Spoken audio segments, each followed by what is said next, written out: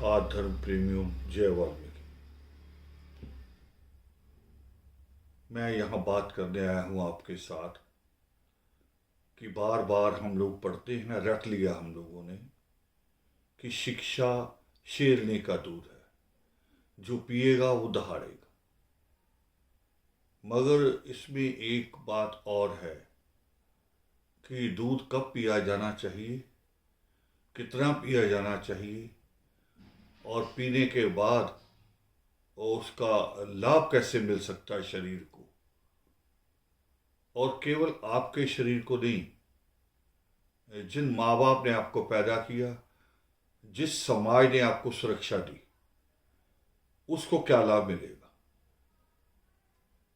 तो इस नज़रिए से हम लोग सोचते हैं शिक्षा के मामले में कि शिक्षा ग्रहण की जाए, मगर कैसी शिक्षा, कौन सी शिक्षा, वो रोजगार में बदलती है कि नहीं, ये सवाल हमने शुरू में किया। मगर उसके बाद रोजगार से आगे वो जिम्मेवारी में बदलती है कि नहीं। रोजगार अगर कहें तो चिड़िया या कोई भी जानवर अपना पेट तो पाल लेता है, बच्चों का पेट भी पाल लेता है, मगर इंसान होने के मायने जो इंसान जो समझता है और है भी कि उस ईश्वर का बनाया हुआ सबसे सर्वश्रेष्ठ जीव है, तो उसकी शिक्षा केवल रोजगार नहीं, उसकी शिक्षा समाज के एक बुनियादी ढांचे को, अगर उसमें कहीं तब्दीलियों की जरूरत है,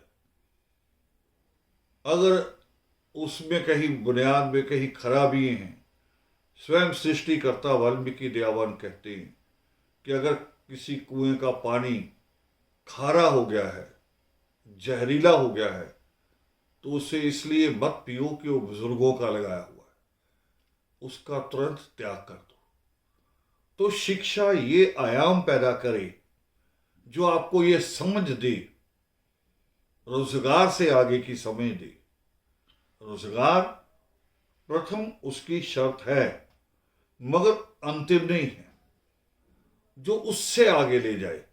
इसके लिए पूरे भारत में नहीं, पूरे विश्व में अगर किसी कौम ने, अगर किसी धर्म से शिक्षा की बात, और वो भी इतने अच्छे तरीके से जैसा कि इंस्टीट्यूशन करता है, शिक्षण संस्थान भी शायद नहीं कर पा रहे वैसा, वो एक रोल आदि धर्म समाज आदर्श परिवार के लोग करते हैं।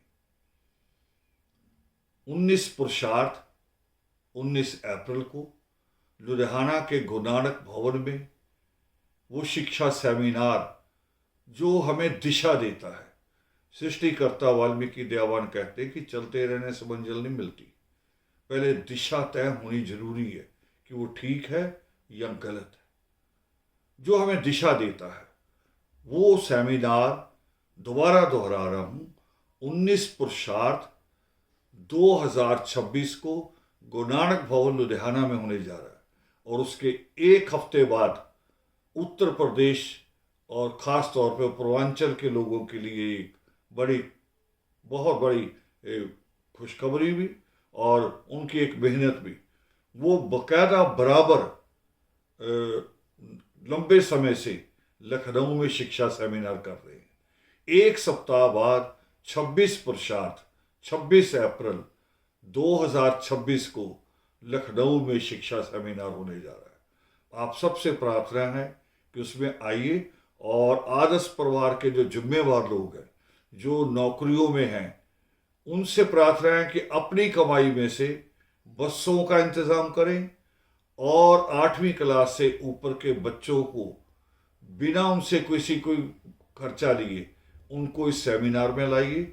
हम लोग सुबह 8 बजे नाश्ता तैयार रखेंगे, फिर भी अगर देरी हो जाए तो 9 बजे तक आपको आ जाना चाहिए, ताकि शिक्षा सेमिनार समय पे शुरुआत हो सके।